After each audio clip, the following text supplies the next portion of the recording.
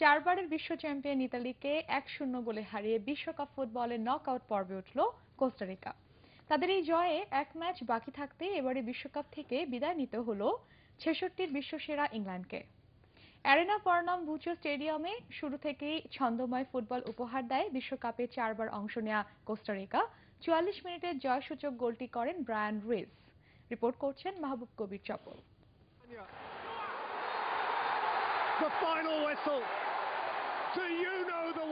এমন বাঁধ ভাঙা উল্লাস যেন কোস্টারিকার খেলোয়াড়দেরই মানায়।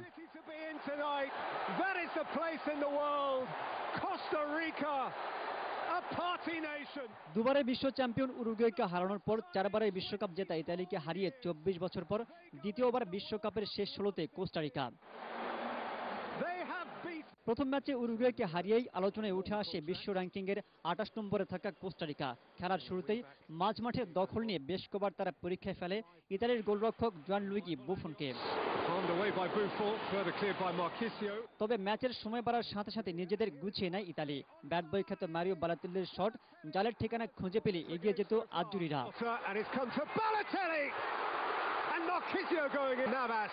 বিরতির আগেই আবারও কোস্টারিকার দাপট। 42 মিনিটে ক্যাম্পবেলকে করা ফাউল, রেফারির চোখ এড়ালেও এর কিছুক্ষণের মধ্যেই রুইজের দুর্দান্ত হেডে উল্লাসে মাতে জর্জ লুইস পিন্টুর দল।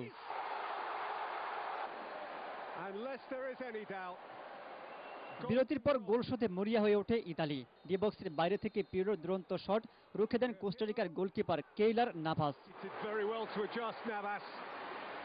ম্যাচের বয়স যত গড়িয়েছে চিন্তার ভাঁজ তত বেড়েছে ইতালির কোচ সিজার প্রানদেল্লির। বুফন অভিজ্ঞতার পরিচয় না দিলে ব্যবধান আরো বাড়াতে পারত মধ্য আমেরিকার দেশটি। কোস্টারিকার এই অনবদ্য জয়ে বিশ্বকাপ থেকে কাটা পড়ল 66 শিরোপাজয়ী ইংল্যান্ড। সেই সাথে আগামী মঙ্গলবার এবারের আসর থেকে ছিটকে পড়বে সাবেক দুই চ্যাম্পিয়ন ইতালি বা উরুগুয়ের যে কোনো একটি দল। মাহবুব কবির চপল, এটিএন বাংলা।